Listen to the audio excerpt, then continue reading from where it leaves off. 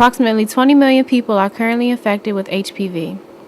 By age 50, at least 80% of women will have acquired HPV. About 6.2 million Americans get a new genital HPV infection every year.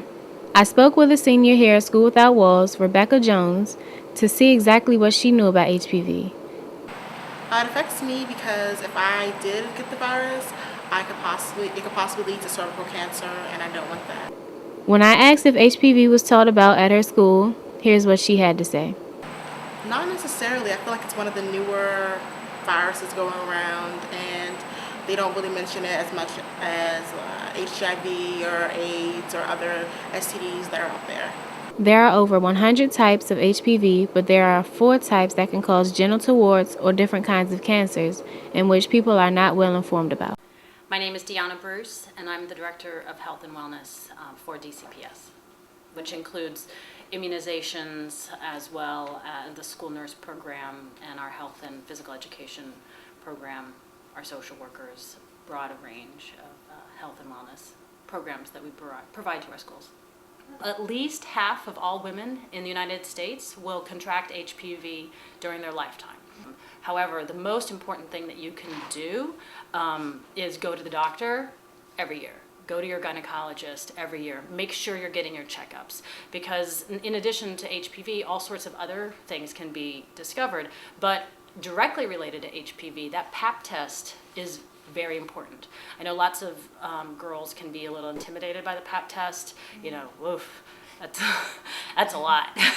but it's so important because that's how HPV is detected. And across the country, 10,000 women will develop cervical cancer each year, and many women who do not have to die of cervical cancer die. Over 3,000 die every year of cervical cancer.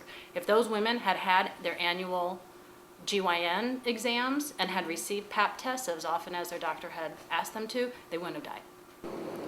Rita Rubin, the medical reporter for the USA Today, spoke a little on the infection. There was just a paper that came out in the Journal of the American Medical Association this week out of the CDC that looked at girls and women ages of 14 to 59 and found that 26% of them were infected.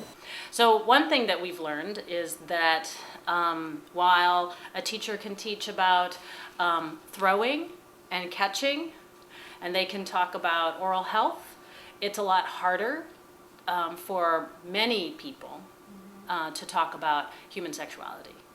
It can make people uncomfortable. They can feel weird.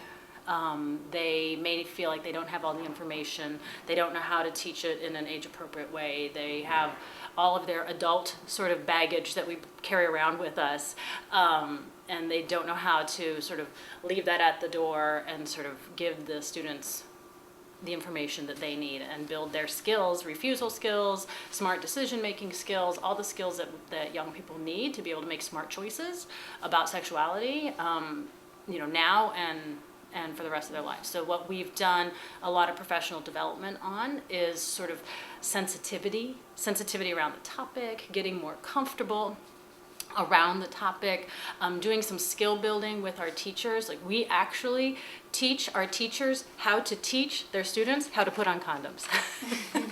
We actually had a training last week or the week before with our health teachers called Condom Comfort, where we actually had them there over at the big Logan Professional Development Center with these penis models, teaching them how to teach this to a group of 16-year-olds.